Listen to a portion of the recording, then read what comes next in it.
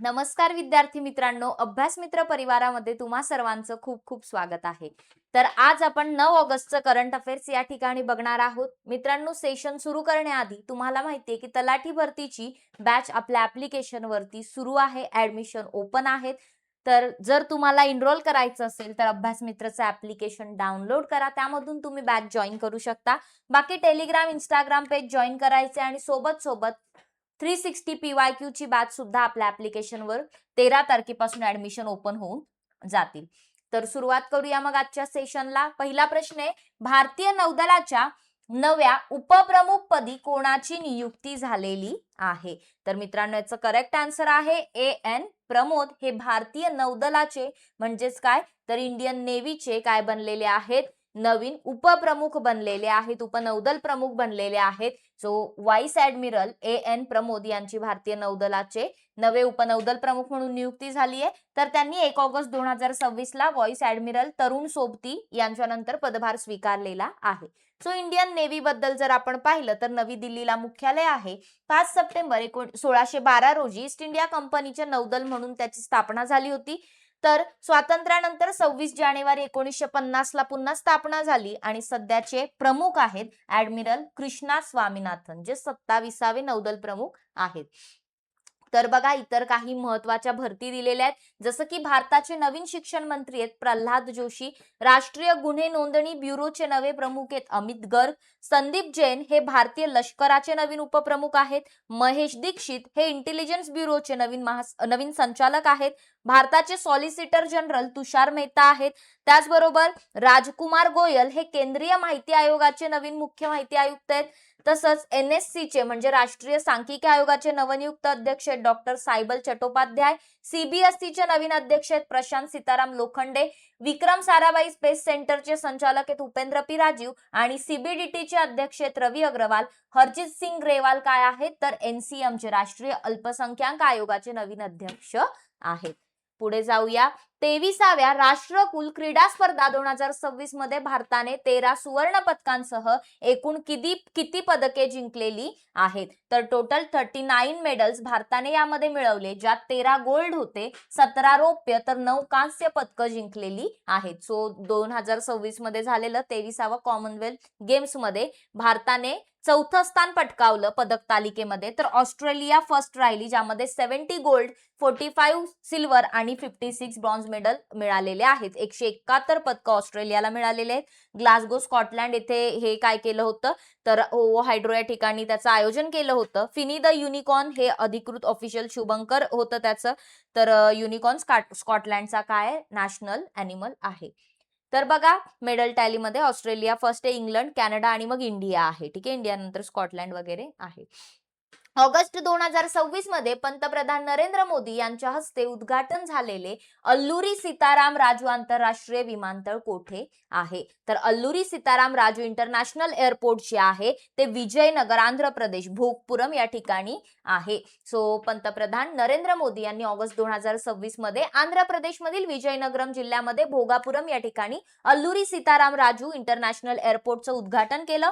रुपये 5,740 कोटींपेक्षा अधिक खर्च झाला. प्रतिवर्ष 60 लाख प्रवासी क्षमता याची आहे. तर या विमानतळाला जे नाव दिलेलं आहे ते प्रसिद्ध स्वातंत्र्य सैनिक आहेत अल्लुरी सीताराम राजू, तर त्यांचं नाव देण्यात आलेलं आहे. मग 13,000 पेक्षा जास्त आदिवासी विद्यार्थ्यांनी पारंपरिक ढिमसा नृत्याचा एक मनमोहक कार्यक्रम सादर केला आणि एक नवीन जागतिक विक्रम प्रस्थापित केला. सो ढिमसा नृत्याबद्दल लक्षात ठेवा, आंध्र प्रदेश आणि ओडिसा मधील आदिवासी समुदायांचे एक ते प्रसिद्ध पारंपरिक लोकनृत्य आहे. पुढे जाऊया. भारतीय भूवैज्ञानिक सर्वेक्षणच्या 176 वर्षाच्या इतिहासात पहिल्या महिला महासंचालक कोण झालेल्या आहेत? तर याचं करेक्ट आन्सर आहे वर्षा अशोक आगलावे. ऑप्शन नंबर 4 हे करेक्ट उत्तर येईल, ज्या भारतीय भूशास्त्रीय सर्वेक्षण म्हणजे GSIच्या 54व्या महासंचालक म्हणून पदभार स्वीकारणार आहेत आणि त्या पहिल्याच महिला महासंचालक असतील. सो प्रख्यात भूशास्त्रज्ञ आहेत वर्षा अशोक आगलावे. तर असित शाह यांची त्यांनी जागा घेतली, ज्यांचा 2 वर्षाचा प्रशासकीय कार्यकाळ आता पूर्ण झालेला आहे. मग जिओलॉजिकल सर्वे ऑफ इंडियाची स्थापना जर आपण पाहिली तर 1851 मध्ये स्थापना झाली होती. पश्चिम बंगाल, कलकत्तामध्ये त्याचं मुख्यालय आहे. याचे लखनौ, जयपूर, नागपूर, हैदराबाद, शिलाँग आणि कलकत्ताला काही प्रादेशिक कार्यालये सुद्धा आहेत. खाण मंत्रालयाच्या अंतर्गत हे येतं. नेक्स्ट क्वेश्चन, कोणत्या कंपनीने भारतीय लष्कराच्या सहकार्याने -42 डिग्री सेल्सिअस इतक्या कमी तापमानात सुद्धा न गोठणारं स्वदेशी extreme weather grade XWG diesel विकसित केलेलं आहे? तर मित्रांनो, भारत पेट्रोलियम कॉर्पोरेशन लिमिटेड या कंपनीने काय केलेलं आहे, बीपीसीएलने, तर बीपीसीएल आणि भारतीय लष्कर यांनी जॉईंटली काय केलंय, तर extreme weather grade diesel develop केलंय. सो 42 डिग्री सेल्सिअस पर्यंतच्या तापमानात पण ते गोठत नाही मायनस. ठीक आहे. तर हे स्वदेशी इंधन जे आहे ते लडाख, सियाचीन आणि कारगिल सारख्या खूप जास्त थंड प्रदेशांमध्ये जे मिलिटरी व्हेकल्स आहेत त्यांची गतिशीलता आणि सज्जता टिकवून ठेवणार आहे. पुढचा प्रश्न, केंद्रीय मंत्रिमंडळाने जुलै 2026 मध्ये समुद्राखालील नवीन तेल आणि नैसर्गिक वायू साठ्यांच्या शोधासाठी एकूण 84,084 कोटी रुपयांच्या तरतुदीसह कोणत्या योजनेला मंजुरी दिलेली आहे? तर इम्पॉर्टंट लक्षात ठेवा, समुद्र मंथन योजनेला मंजुरी दिली आहे. सो बेसिकली 31 जुलै 2026 ला या योजनेची घोषणा झाली होती, ज्याचं 84,084 कोटी रुपये इतकं बजेट आहे. तर डेप्थ मध्ये आणि खूप जास्त डेप्थ मध्ये सागरी भाग जे आहे त्यातलं जे काही क्रूड ऑइल आहे किंवा जे काही नॅचरल गॅसेस आपल्याला मिळतात तर त्यांचा शोध घ्यायचा, त्या साठ्यांचा, आणि आपण जे काही आयात करतोय या गोष्टी त्यांच्यावरचं अवलंबित्व कमी करायचं. ठीक आहे, स्वतः ते प्रोड्यूस करायचं. तर अंमलबजावणीचा कालावधी आहे वर्ष 2030-31 पर्यंत, जवळपास 5 वर्षाचा पिरियड दिलाय. सो नोडल एजन्सी आहे पेट्रोलियम आणि नॅचरल गॅस मिनिस्ट्री, भारत सरकारच्या अंतर्गत. पुढे जाऊया, कोणत्या राज्यातील राठवा आदिवासी समाजाच्या पारंपरिक पिथोरा चित्रकलेला भौगोलिक संकेत GI टॅग मिळालेला आहे? सो ही जी पिथोरा पेंटिंग आहे ती गुजरात राज्यामधील राठवा आदिवासी समाजाच्या मार्फत ही पेंटिंग हे केली जाते. सो एक भित्ती चित्रकला, धार्मिक भित्ती चित्रकला परंपरा असलेली पिथोरा चित्रकला आहे, जिला 2026 मध्ये GI टॅग प्रदान करण्यात आलेलं आहे. पिथोरा चित्रकला म्हणजे काय, तर गुजरातच्या आदिवासी भागांमध्ये स्पेशली छोटा उदयपूर आणि पंचमहाल जिल्ह्यांमध्ये उगम पावलेली एक पारंपरिक आदिवासी धार्मिक भित्ती चित्रकला आहे. तर ही जी प्रथा आहे ती प्रामुख्याने राठवा जमातीद्वारे पाळली जाते. भिल्ल, भिलाला आणि नायका समुदायांशी रिलेटेड आहे. नेक्स्ट क्वेश्चन, ऑगस्ट 2026 मध्ये भारतीय हवाई दलाच्या नवीन उपप्रमुख पदाचा कार्यभार कोणी स्वीकारलेला आहे? तर मित्रांनो, एअर मार्शल तेजपाल सिंग यांनी हा कार्यभार स्वीकारलेला आहे, म्हणून ऑप्शन नंबर 1 हे करेक्ट उत्तर येईल. सो त्यांनी भारतीय हवाई दलाचे नवीन उपप्रमुख म्हणून पदभार स्वीकारलाय. तर भारतीय हवाई दलाची स्थापना झाली होती 8 ऑक्टोबर 1932 ला. 8 ऑक्टोबर म्हणून आपण वायुसेना दिन म्हणून पण सेलिब्रेट करतो. नवी दिल्लीमध्ये याचं मुख्यालय आहे आणि हवाई दलचे प्रमुख आहेत एअर मार्शल अमरप्रीत सिंग. तसंच बोधवाक्य जर आपण पाहिलं तर नभस्पृशम दीप्तम हे काय आहे, तर आपलं बोधवाक्य आहे. 2026 मध्ये होणाऱ्या FIH हॉकी वर्ल्ड कप स्पर्धेच्या 16व्या आवृत्तीचं यजमानपद कोणतं देश संयुक्तपणे भूषवणार आहे? तर याचं करेक्ट आन्सर आहे बेल्जियम अँड नेदरलँड. हे दोन देश काय करणार आहेत, तर जी ऑगस्ट मध्ये ही FIH वर्ल्ड कप होणार आहे हॉकीचं, तर त्याचं यजमानपद भूषवणार आहेत. किंवा जर पाहिलं तर ही स्पर्धा बेल्जियम नेदरलँडच्या संयुक्त विद्यमानाने 15 ते 30 ऑगस्ट 2026 दरम्यान आयोजित केली जाईल. सो भारतीय पुरुष हॉकी संघाचा कर्णधार कोण आहे, हरमनप्रीत सिंग आहे. तर भारतीय महिला हॉकी संघाची कर्णधार सलीमा टेटे आहे. 15वी आवृत्ती 2023 मध्ये झाली होती, ओडिशामध्ये भारतात आयोजन झालं होतं, भुवनेश्वर आणि राउरकेलामध्ये. तर 16वी आवृत्ती 2026 ला बेल्जियम आणि नेदरलँड्स आयोजित करणार आहे. नेक्स्ट क्वेश्चन, जुलै 2026 मध्ये भारताच्या पहिल्या वंदे भारत फ्रेट EMU मालगाडीची तांत्रिक चाचणी कोणत्या रेल्वे विभागात सुरू करण्यात आलेली आहे? सो वंदे भारत नॉर्मली प्रवाशांसाठी तर आहेत सुरू, पण आता मालगाडी पण वंदे भारतची सुरू होते. सो त्याची जी टेस्ट केली गेली ती कुठे, तर कोटा डिव्हिजनला, पश्चिम रेल्वे इकडे, पश्चिम मध्य रेल्वेच्या इथे कोटा डिव्हिजनला काय करण्यात आलं, तर या पहिल्या वंदे भारत फ्रेट EMU मालगाडीची तांत्रिक चाचणी सुरू करण्यात आली.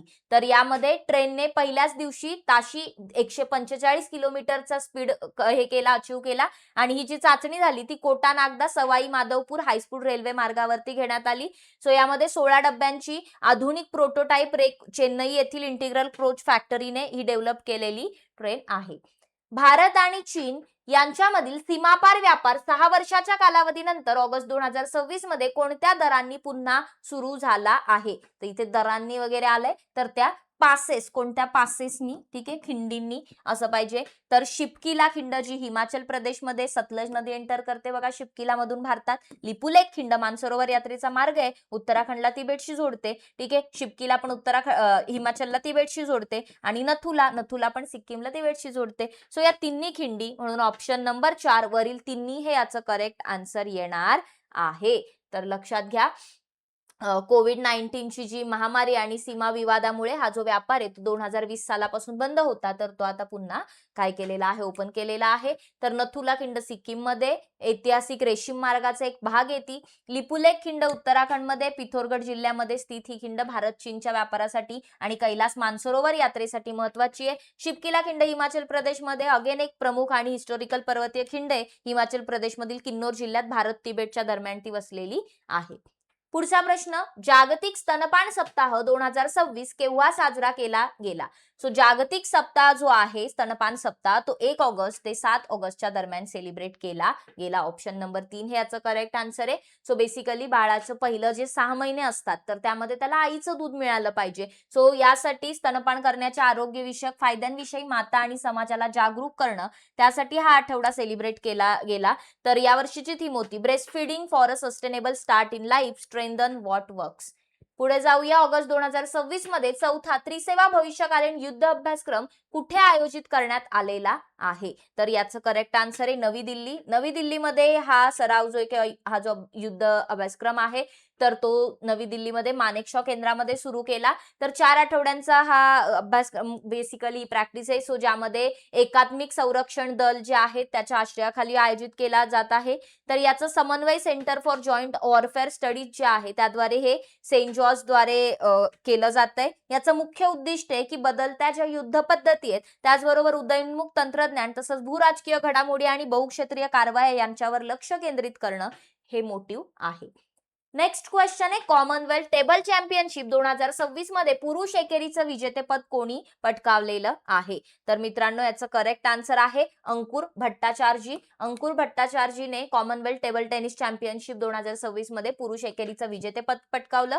भारताचा पायस जैन हा उपविजेता राहिला. महिलांच्या एलसी अंतिम सामन्यामध्ये यशस्वी घोरपडीने काय केलं, श्रीजा अकुलाचा 4-1 ने पराभव करून विजेतेपद पटकावलं. त्याचबरोबर जर आपण पाहिलं तर 22वी राष्ट्रकुल टेबल टेनिस चॅम्पियनशिप 2026 जी आहे ती 27 जुलै ते 2 ऑगस्ट 2026 च्या दरम्यान नवी दिल्लीमधील त्यागराज स्टेडियमवर आयोजित करण्यात आली होती. लास्ट क्वेश्चन आजच्या याचं लेक्चरचं, वेस्टर्न ऑस्ट्रेलिया विद्यापीठाने भारतात आपल्या आंतरराष्ट्रीय कॅम्पस स्थापन करण्यासाठी कोणत्या 2 शहरांची निवड केलेली आहे? तर मित्रांनो या प्रश्नाचं करेक्ट आन्सर आहे ऑस्ट्रेलियाची जी युनिव्हर्सिटी आहे वेस्टर्न ऑस्ट्रेलियाची, तर त्यांनी भारतामध्ये आपलं कॅम्पस स्थापन करण्यासाठी मुंबई आणि चेन्नई या 2 शहरांची काय केलेली आहे, निवड केलेली आहे. सो याचं करेक्ट आन्सर येईल ऑप्शन नंबर 2. मग या 2 भारतीय कॅम्पसच्या माध्यमातून विद्यार्थ्यांना विज्ञान, तंत्रज्ञान, अभियांत्रिकी, गणित, सो बेसिकली स्टेम रिलेटेड जे सायन्स, त्यानंतर जे काही टेक्नॉलॉजी आहे, इंजिनिअरिंग आणि मॅथ्स आहे आणि वाणिज्य या शाखांमध्ये विविध पदवी आणि पदव्युत्तर अभ्यासक्रम उपलब्ध करून दिले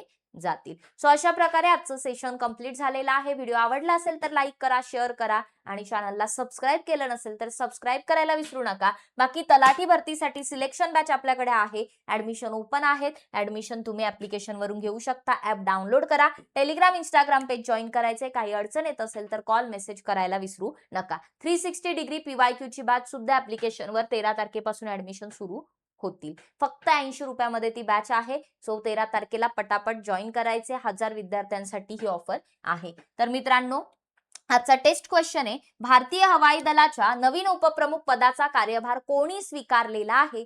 याचं कमेंट करून उत्तर नक्की कळवा. थांबूया मग आज इथे, भेटूया उद्याच्या लेक्चरमध्ये. तोपर्यंत धन्यवाद. बघत राहा अभ्यास मित्र.